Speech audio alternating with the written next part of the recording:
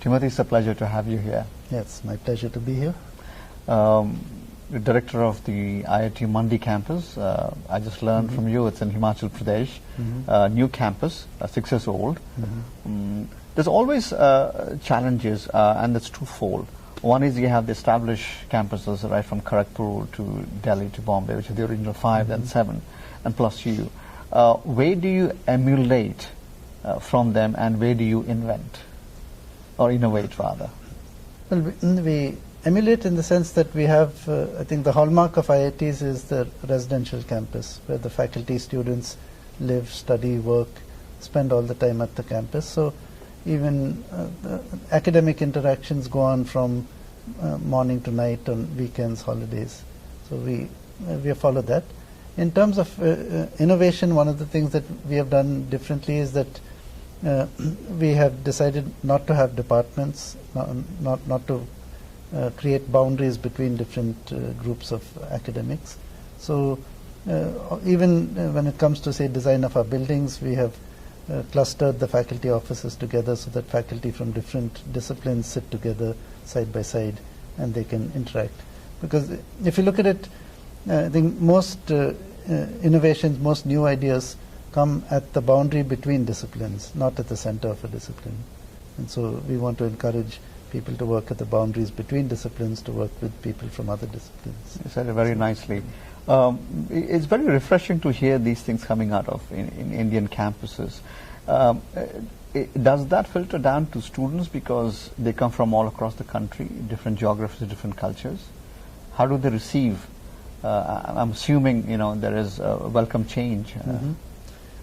Well, we have this kind of thinking also permeates our undergraduate curriculum. So right from first year to fourth year, we have students working on projects. They work on team projects. The teams are, especially in the initial years, are interdisciplinary teams with students from different branches put together. They are randomly chosen, so students get to learn how to work with people who are not their friends. And so students inculcate this also as they go forward. Do you see differences because everybody comes through the entrance exam, which is obviously one of the toughest in the world, but once they come in, do you see the way they receive education, the way they respond back in terms of different regions, different cultures, or different social strata backgrounds, or you think it's pretty standard because they've come through that entrance, as I said? I think because of the tough entrance exam, the caliber of all students who come into IIT is very good. Now, some students work hard and respond better. There are some students who, for some reason or other, don't work hard. There are some students who have joined IIT because they did well in the entrance exam and not because they're interested in engineering, and their parents insisted that they come there. So there's a motivation. If students are well motivated, they all do very well. Is the challenge for students more to graduate and get good jobs, or you think the innovation and entrepreneurship is permeating, to campuses like yours as well? Well, when I talk to especially first-year students who come in, many of them come in wanting to make a change in the world, and in fact, many of them want to make a change in India, and I think that. Many of them, we try to make sure that when they go out, they still retain some of that idealism, some of that desire. Of course, there is pressure from parents and society to take a high-paying job, but some don't. For instance, last year we had one student, Dhirendra Singh.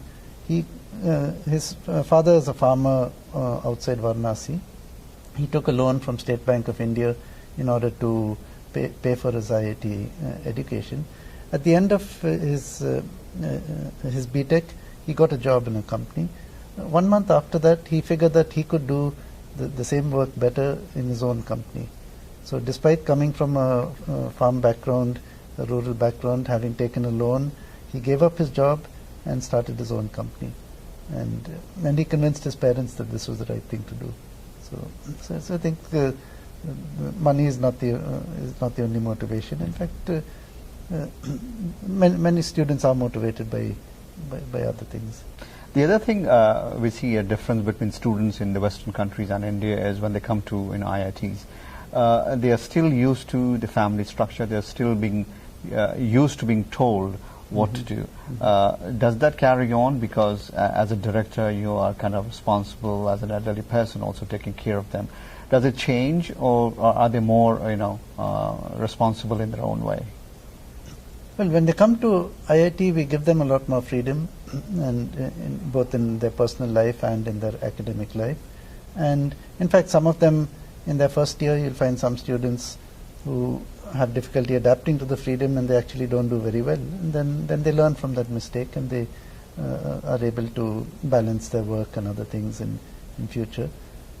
So this is something that that we give them the freedom to choose the courses they want. We give them the freedom to decide on what extracurricular activities to. Then we give them pretty much the freedom to come and go. They can, whether they decide to eat or not eat.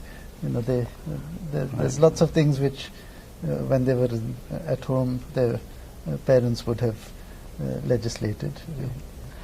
How do you, as the director of this campus, try to distinguish yourself from other campuses, and how are you building your own niche?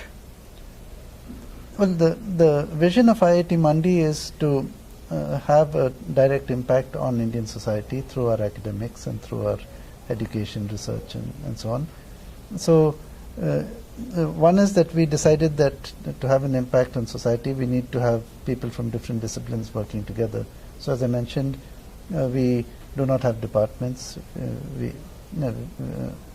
and we encourage faculty from different disciplines to do research together. We encourage students to work with a range of different faculty. So that is one thing. A second thing is that we looked at the undergraduate curriculum, and we saw that when students graduate from an IIT, they will do many things in their 40 or years of their career.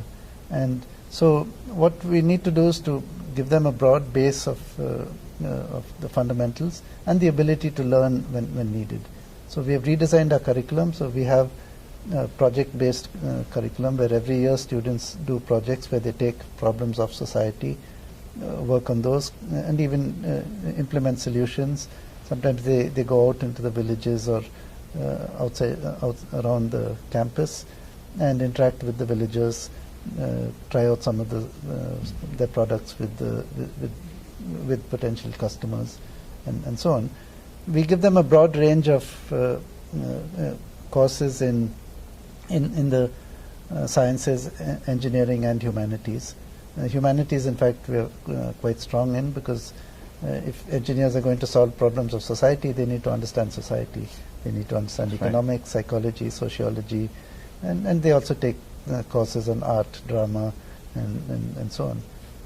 So this is something which is, this type of curriculum is pretty much unique among